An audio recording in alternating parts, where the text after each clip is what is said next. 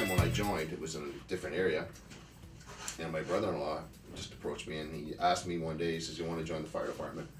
And I'm thinking to myself, well, you know what, that's a tough slog, right? I said, yeah, let's give it a shot. So we went, he grabs a hold of you, and it really does. And then you go, okay, man, it's fun, right? I mean, there's a lot of excitement goes on with this, and I mean, nothing crazier really like running into a burning building when everybody's running out, right? That's a lot of fun, right? I mean, we do train to know what we're doing, right? So, I mean, we don't put ourselves in harm's way for no reason, right? This station, I'll tell you about this station, it runs in average 250 calls a year, right? And the calls can take anywhere from 15 minutes to a whole day or maybe more, depending on the extent of a fire or the emergency.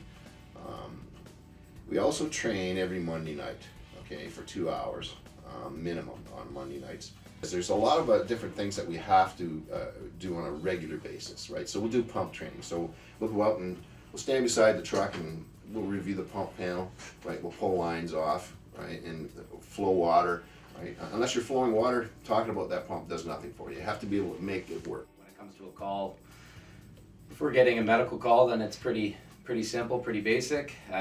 We're not, as a fire department, not required to do a whole lot in that department, but then when we get into vehicle accidents, extrications, rope rescues, and house fires, car fires, that's where our training kind of kicks in. So if we get toned out for one of the major calls, then it can get quite intense, quite energetic, and ranging from the rope rescue to the car accident scene, there's a wide variety of different outcomes.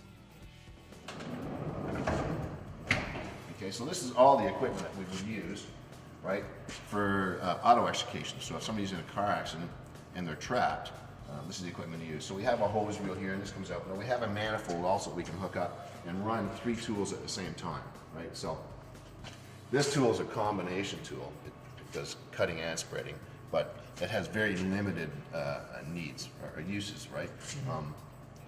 These are dedicated tools. So this is a dedicated cutter, dedicated spreader, and this is a ram for forcing things apart. And we have some tools that all fit on top of it.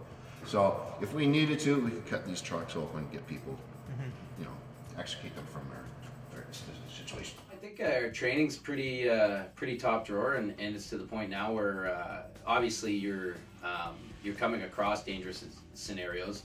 I fear not so much the live fire and the situations that we put ourselves in, because one, we're highly trained, and two, there's a large number of people, John and the captains and then the chiefs of the city, that can read a bad situation and know to risk little to gain little. So as far as putting yourself in life-threatening areas in the fire, we seem to back out 5 minutes before, you know, imminent danger happens.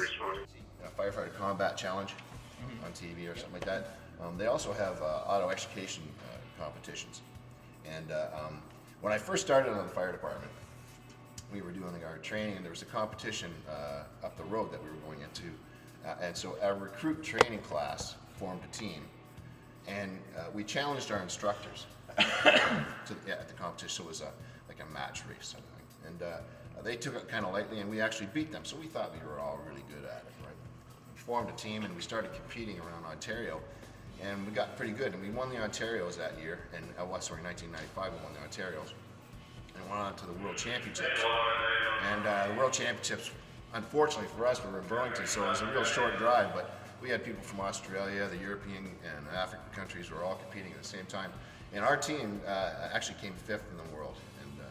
And I was the captain of the team, so that's a personal thing. Most guys call it the fire bug. Like, once you catch the fire bug, you know you're in it for life. You know you want to do it for a career. I caught that off the gate. Like, as soon as I got into training, I realized that was something that I was going to, well, I wouldn't say exceed at, but I was going to love to the point where I'd make it a career passion. So I definitely, as we talked about the bad calls and the good calls, when you get a good call, it erases 10 bad calls.